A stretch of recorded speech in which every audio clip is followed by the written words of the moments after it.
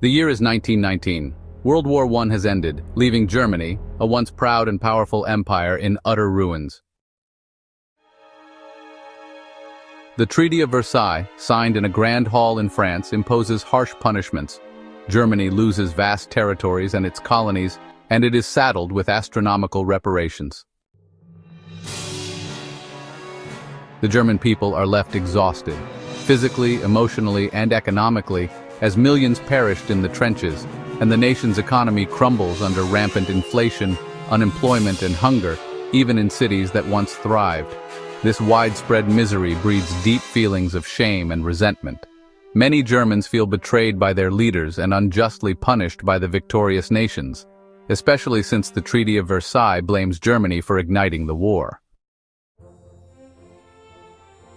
In this atmosphere of despair, extreme ideas begin to take hold. The people, desperate for change, yearn for a leader who promises to restore Germany's lost glory and provide a scapegoat for its suffering. Amid this turmoil emerges Adolf Hitler, a former soldier scarred by the war. Like countless others, he is disillusioned by the country's defeat. Consumed by bitterness, Hitler begins to blame the Weimar Republic, Jewish people, and communists for Germany's downfall. He finds a receptive audience among extremist groups who share his convictions, groups that argue Germany was sabotaged from within rather than defeated on the battlefield.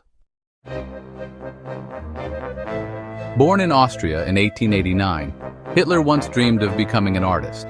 But his repeated failures, he was twice rejected by art school, left him embittered and adrift.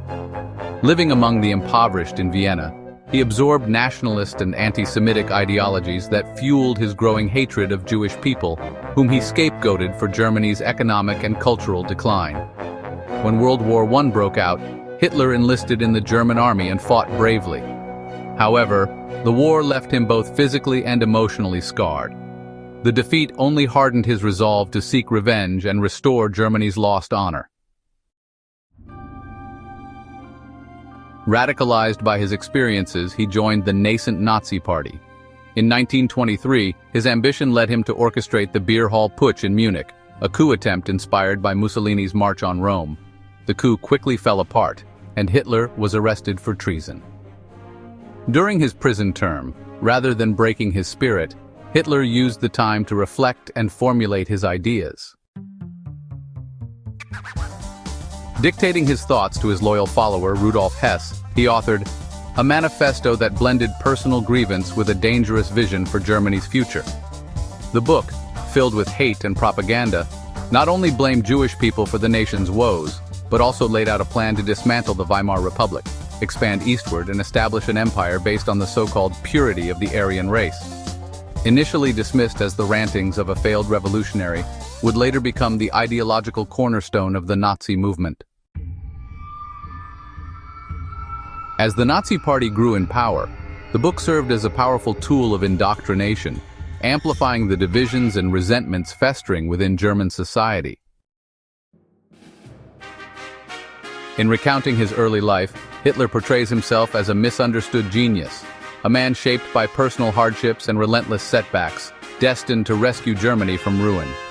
His narrative is a dangerous blend of truth, half-truths, and outright lies, designed to manipulate public sentiment and justify his extremist views. This condensed history of post-war World War I Germany is a stark reminder of how economic collapse, national humiliation, and personal despair can create fertile ground for radical ideologies. It serves as a chilling lesson on the power of propaganda and the perilous consequences when hatred is allowed to shape the destiny of a nation.